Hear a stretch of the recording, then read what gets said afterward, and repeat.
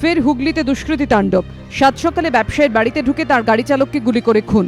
ঘটনাস্থল চুঁচুড়ার খাদিনা মোড়। স্থানীয় পরিবহন ব্যবসায়ী জয়ন্ত চক্রবর্তীর গাড়ি চালাতেন গৌতম সেন নামে এক ব্যক্তি।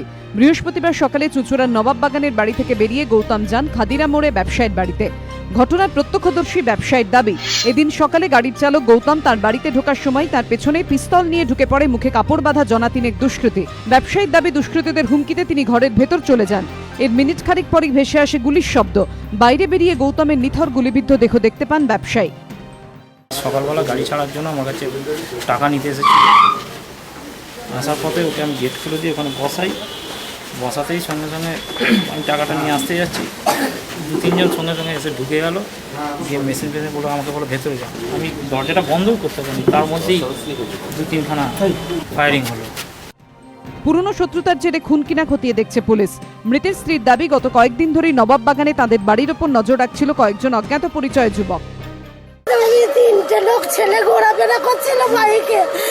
সকাল থেকে ঘুরছিল দাদা, তিনটে ছেলে। আমি চিনি না দাদা। সাত সকালে চুঁচুড়ার খাদিনা মোড়ের মতো জনবহুল এলাকায় খুনের ঘটনায় ব্যাপক আতঙ্ক ছড়ায়। স্থানীয় বাসিন্দাদের অভিযোগ, এলাকার আইন শৃঙ্খলা পরিস্থিতি অবনতি ঘটলেও দুষ্কৃতীদের ধরতে সক্রিয় নয় পুলিশ। স্থানীয় বিধায়কের দাবি, যথেষ্ট সংখ্যক পুলিশ কর্মী না থাকার জেরেই দুষ্কৃতীদের এমন দৌরাত্ম্য। 56 জন এসআই এবং এএসআই দরকার আমার চুঁচুড়া থানায়, সেখানে এখন 8-10 জনও নেই। সম্প্রতি একাধিকবার দুষ্কৃতীদের দাপাদাপি দেখেছে হুগলি। দুদিন আগেই শ্রীরামপুরে তারের কারখানায় ডাকাত দলের গুলিতে মৃত্যু হয় এক নিরাপত্তারক্ষীর। গত মাসে শ্রীরামপুরেই বোমা ফেটে আহত হয় 3 দুষ্কৃতী। তার কদিন আগে মগরায় গুলিবিদ্ধ হয় 10ম শ্রেণীর এক ছাত্র। এবার তালিকায় জুড়ল চুঁচুড়ায় খুনের ঘটনা। সৌরভ বন্দ্যোপাধ্যায়ের রিপোর্ট, এবিপি আনন্দ, হুগলি।